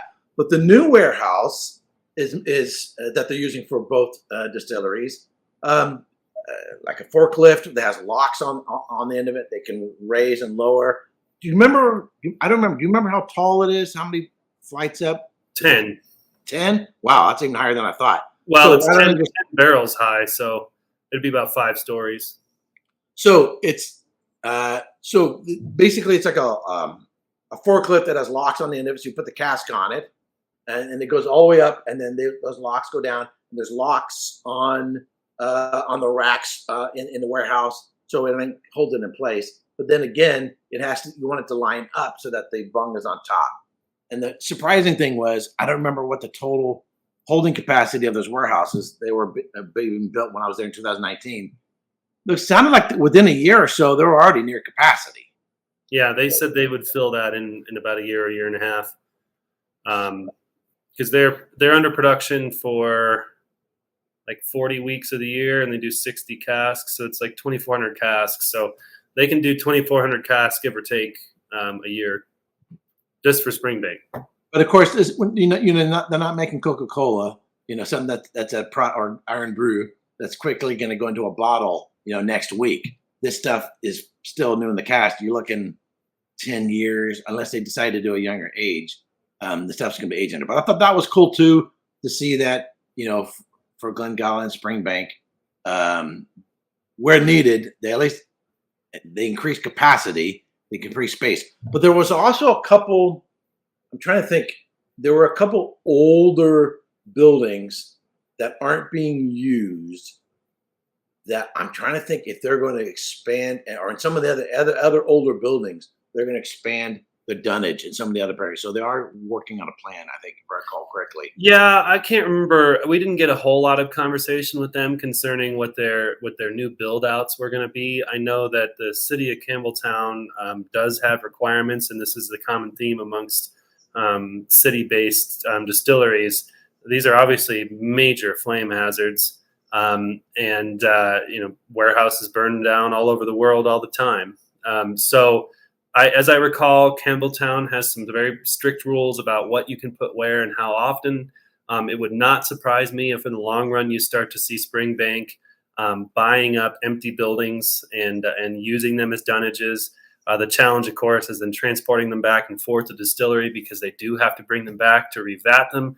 They do have to bring them back to bottle them. So that's quite a bit of infrastructure that gets added, because Right. the truck that we had, that little basically K truck, you know, I can only carry 10 or 12 barrels at a time, and you have to put them on their end. And, you know, it's not a simple thing, moving a full barrel of whiskey around.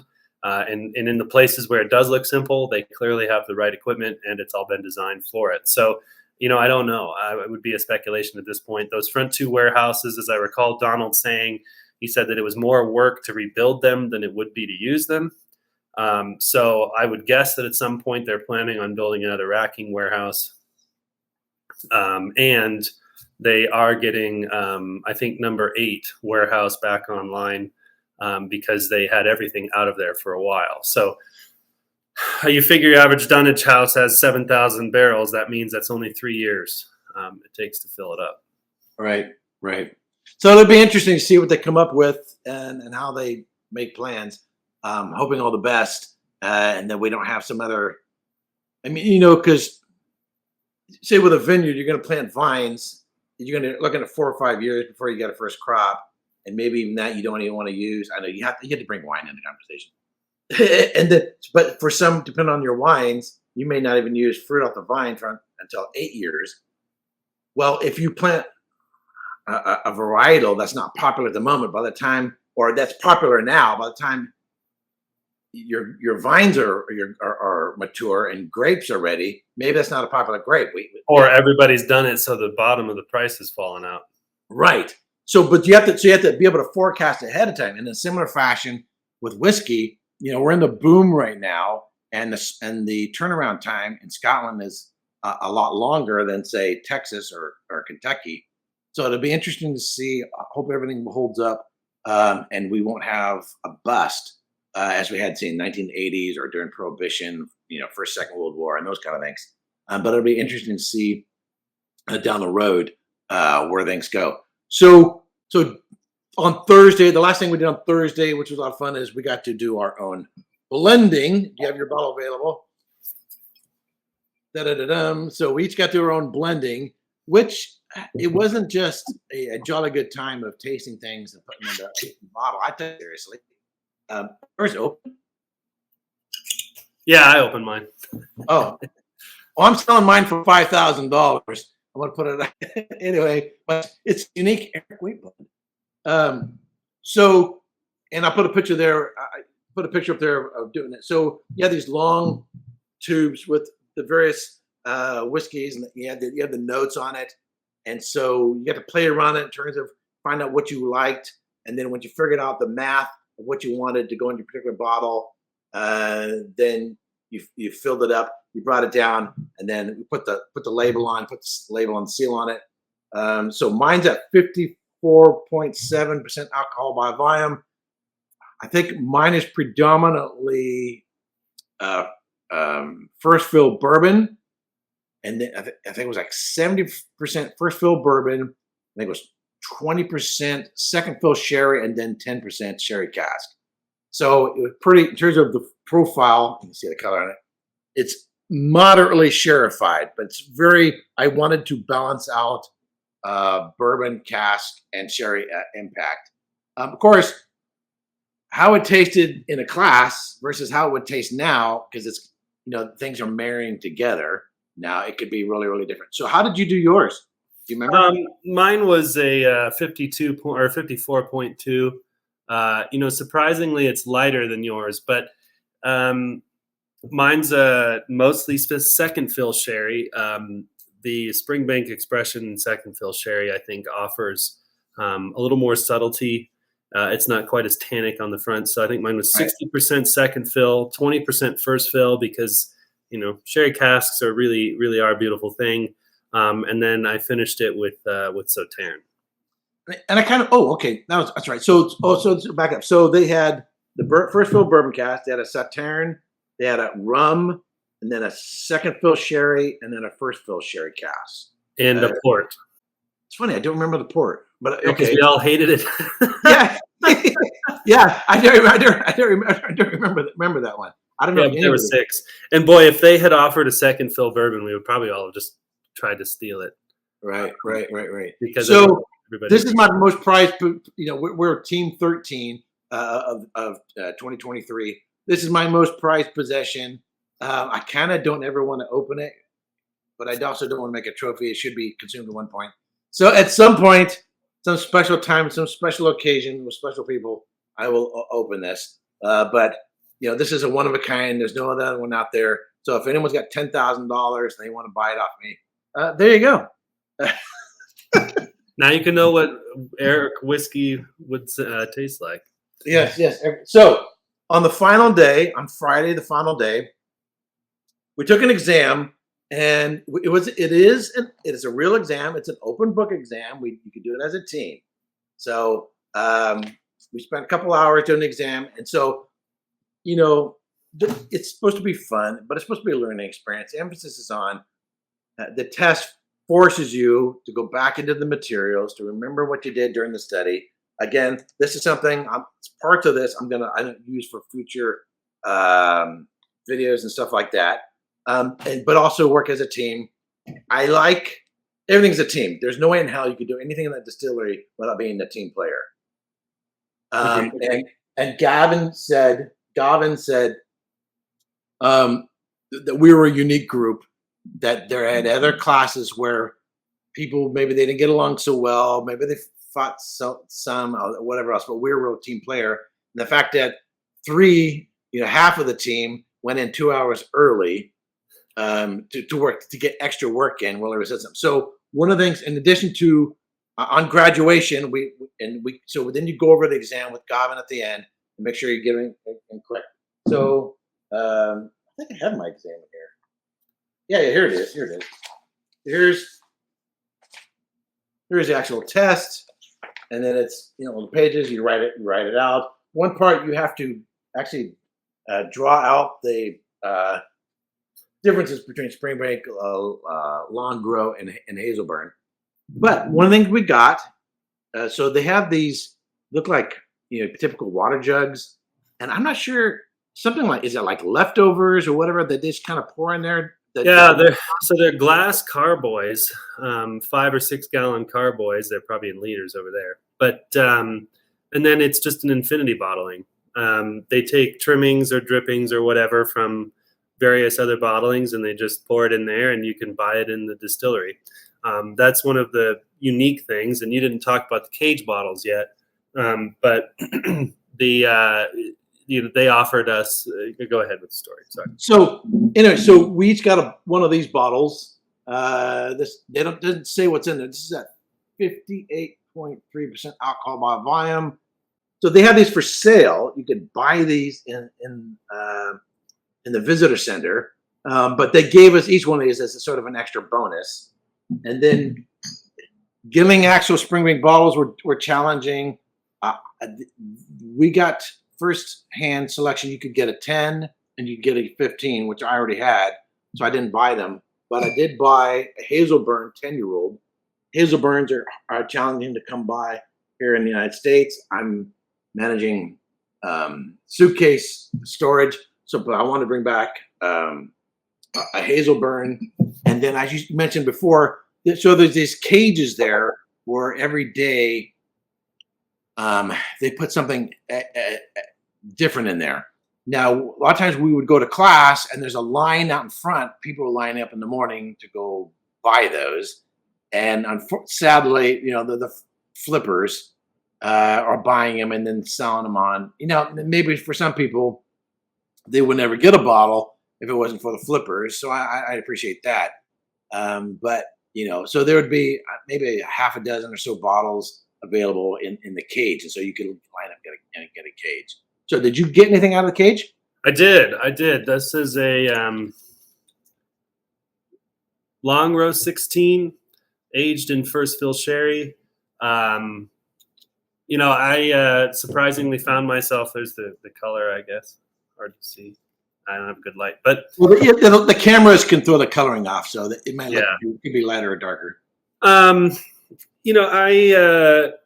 The Long Row 18 of their core line was an outstanding whiskey, and for those that don't know, the Hazelburn is an unpeated whiskey through Springbank. The Springbank is a 6-hour peat from a 36-hour cycle, and then when you get to the Long Row, they do 48 hours of peat. Or 30 to 36. I'm sorry, that was a little long. And the Hazelburn is triple distilled. Yes, yeah. And the Long Row is only double distilled. So the Springbank, it's like it steps down. The more peat they have, the less distillation they do. Right. And so I found the Long Rows to be exciting. So to see a 16-year Long Row in first fill sherry was a cool experience, and I did snag one of those. It was the only thing I really wanted. And I probably should have bought 2 bottles, but and that was one of our other little perks. We can buy 2 cage bottles in a week, and I guess realistically though, you could buy a cage bottle every day.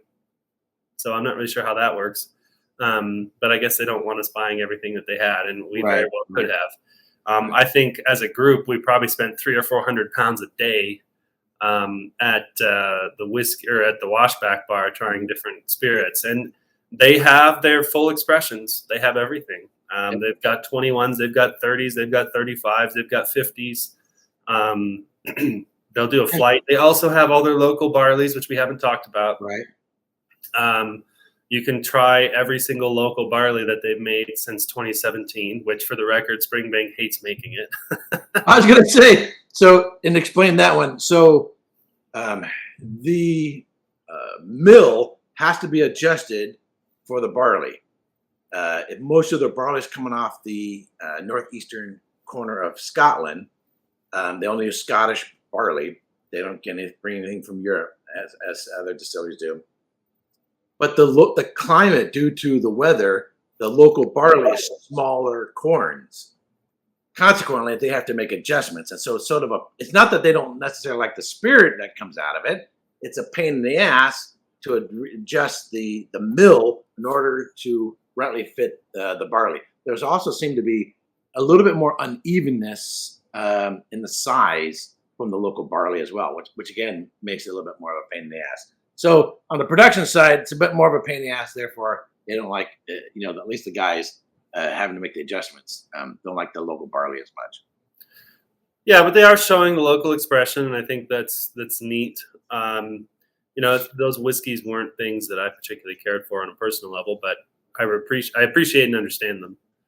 Right. So. Yeah, I tasted them as well, and I was like, it's all right. I know some people go bananas over it, but I wonder if people go bananas over it because it's harder to get, because they're rare, that kind of thing. Yeah, because the rest of Springbank is so easy to get.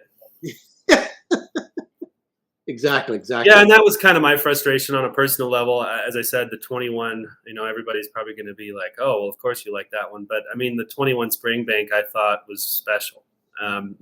Most of the Springbanks are very good.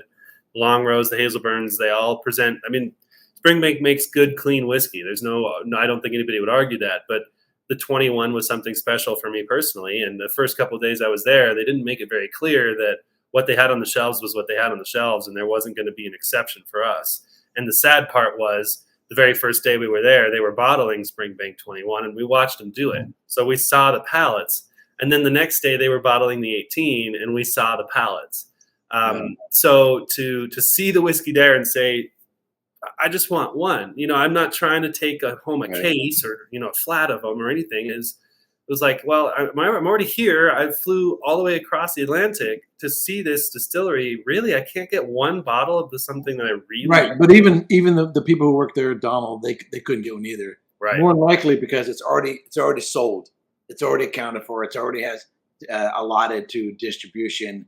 It's already got a place to go. It's not. Yeah. I mean, and working throughout the week, you do realize just how much work it takes to make a barrel of whiskey.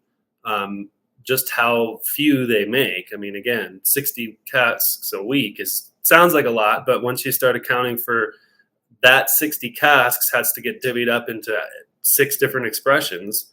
If you do 60 casks, but you have a 10-year, a 12-year cask strength, you have a 15, an 18, a 21, and you have to plan for 30.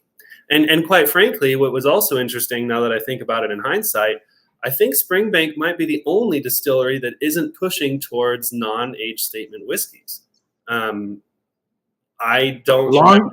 So this is a long grow. This is a non-age statement, and so this is just the standard long grow peated Campbeltown, and then there's the Campbeltown Lock, which has a little bit of Glen Scotia thrown into it. That's a non-age statement, and the long grow reds. I have one over here. No, it's a 13-year-old. Oops. So the long grows are aged, have statement as well, but the basic long grow doesn't have an age statement. Doesn't have an age on. So so they have one or two, but everybody else is basically the message that we got throughout Scotland was age statements are going to be more rare, and the non-age statements is where whiskey is going. Because we're not trying to sell you on how old the whiskey is. We want to sell you on an expression. Basically more of a blended whiskey. So if, for example, I mean, we can go off a whole nother topic. When we're at Glenkinchie Distillery and Jack, who was a great tour guide, and I enjoyed the time spent with Jack, he has to put in an apologetic for E150 and chill filtering. Because that's the brand. And so if your brand that you're representing is going more and more towards non-age statements, you're going to make that apologetic, that defense of going more and more non-age statements. Age statements are not going anywhere. They're still classic numbers for distilleries. They're not going anywhere. They may increase and put out more and more non-age statements. Non-age statements to the newer distilleries, obviously. The newer distilleries who don't have age statements to put out are going to continue to do it. Yeah, To a certain extent, age statements are here to stay. It did come up. So age statements basically became the boom in the 1980s when you had a surplus of barrels and there was a lock. And so it became a marketing bit because you could pick and choose at your leisure as to what you wanted to bottle. And so to make a distinction, they started putting age statements on it. So I think they're here to stick around. I think they're going to stay with particular distilleries as long as they have the inventory to maintain those age statements. But Sure. yeah, non-age statements are becoming more acceptable, and they're definitely going to be the mainstream for a newer distillery. So, all right, we've been at this for about 2 hours. 2 hours. So I'm still thinking about the experience. I'm still chewing on it. I'm still going over my photos and videos. This was a once in a lifetime experience that that was absolutely awesome. I think it'll be seminal in terms of, in taking future exams. I think I will continue to draw on this experience personally, as well as when I'm telling stories about it. And that's the best thing is you come away an experience like this and you just have stories to tell and conversations to have about production. So yourself, any final thoughts on the whole experience? Oh, I mean, firstly, thank you for including me and giving me that opportunity. I mean, that's like you said, it's a once in a lifetime. I don't know that I would take the class again just because you can't get into it. So I'm not sure how I would. I would work. I'd go to the gym for a year and lose 40 pounds before I did it again. Yeah, right. And that would be advice to anybody that is going to go in the future. If you are already on the waiting list and you intend to go, that is not a casual experience. It's not just walking around. There's a lot of standing. I mean, we were on our feet 7 to 8 hours a day. Some of it was standing, which was actually some of the hardest for me. Standing still is more brutal in that regard. But it is a mental exercise. Come with your A game. Be fit as if you can. They are not joking around. This is not the experience was not softened in any way for us.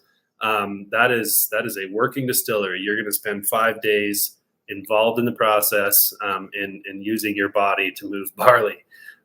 So yeah, I would just tell anybody, Springbank does not make it abundantly clear just how hard you're going to work. I grew up on a ranch. I'm aware of what physical work is like, and I know you've dealt with more than your share too. And we were both still like, oh, this is work. And granted, you work as hard as you choose to work. And our group was very enthusiastic, so we worked pretty hard. But keep that in mind. If whoever's watching this intends to go to this class or this school, it is not a joke. You be prepared, do every bit of studying that you can about whiskey in advance, because the more you know. I mean, even Erik and I, we've done 2 certifications well, you've done more than that, 3 or 4. 2 certifications for me in the whiskey industry. I've read a number of books, and I was not prepared. There was plenty that I learned. There's enough to learn for anybody there. I mean, Erik, you're about as expert as they come as far as somebody that's going to be going to this school, and there was plenty that you learned too. So there is knowledge to be had in that distillery for every single skill level and knowledge level and type of whiskey drinker, even say for Peter, who still was a fan of Isla after they were done. Thank you for including me in that opportunity, for also driving all the time and taking that stress. I absolutely loved it. I too am still processing it. How I look at whiskey has changed drastically, and will continue to do so. So if you have any inkling to enjoy whiskey in its truest form, keep your eye out for an opportunity to join that school, because the money and the time are more than worth it. And it's a once in a lifetime. And I hope more distilleries, maybe not to this scope. I mean, 5 days or something, but more distilleries will have something, at least a little glimpse into something. Whether it's go harvesting grapes or go, rolling out barley on a floor. you get a better appreciation of this thing that we enjoy, this thing that we're nuts about, this thing that we spend so much money about. You just get a better appreciation of it, and a better appreciation of those who make it and do it so well. So, all right. If anyone watching this, if you have any questions, if you have any comments, leave them down below, and I always try to respond. If you are, again, said there is a 7-year waiting list, and they're not even taking applications anymore. If you are preparing to go into the school, I would like to actually hear about your experience and share your experience. There is a Facebook group for people who've already completed the school that you can join and share your experience. So even if you are not a whiskey tuber, you can then join that group and share photos and stuff like that. All right, again, Talor, I look forward to doing more whiskey adventures with you in the future. And until next time, cheers. Thank you, sir. Sanjay. Hey, don't forget to subscribe and check out these other whiskey videos.